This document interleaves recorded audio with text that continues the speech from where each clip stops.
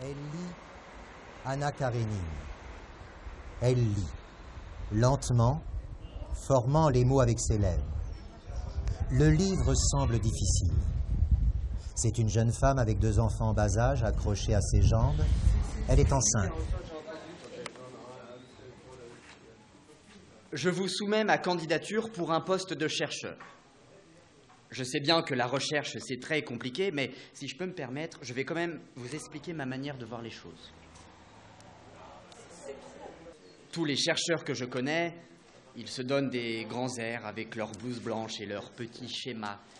Ils disent que des mots compliqués. Ce lambeau de texte imprimé traîne sur le comptoir avec quelques vieux exemplaires de revues, des pages dépareillées de journaux, des filles en bikini. Il est temps pour elle de quitter le havre du magasin indien et de se remettre en route pour parcourir les 8 kilomètres la séparant de son village. Une terre communale, ou peut-être était-elle propriété de gens qui ne s'en souciaient guère. Lui ne se souciait pas de connaître les propriétaires. Il planta ainsi 100 glands avec un soin extrême.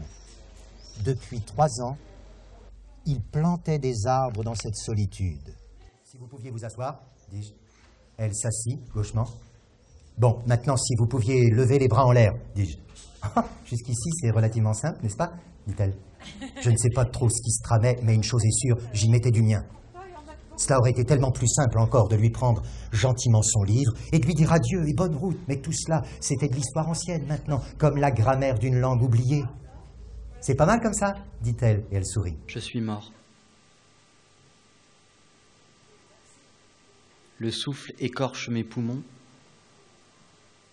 Un cœur martèle ma poitrine. Mes muscles grincent sur les trottoirs. La mécanique s'obstine. N'empêche, je sens bien qu'il n'y a plus rien de vivant à l'intérieur de ma carcasse.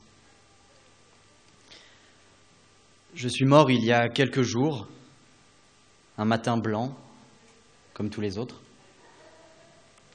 La routine habituelle, se lever, se laver, froid, faim, fatigue, froid. J'ai commencé à faire la manche. Les pièces sont rapidement venues teinter au fond de ma corbeille en osier. D'un œil éteint, je regardais la neige nocturne fondre, doucement, déjà plus boue que givre.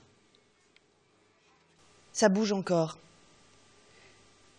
Il paraît qu'après, ça bouge encore. Longtemps. Ça bougera encore longtemps. Après.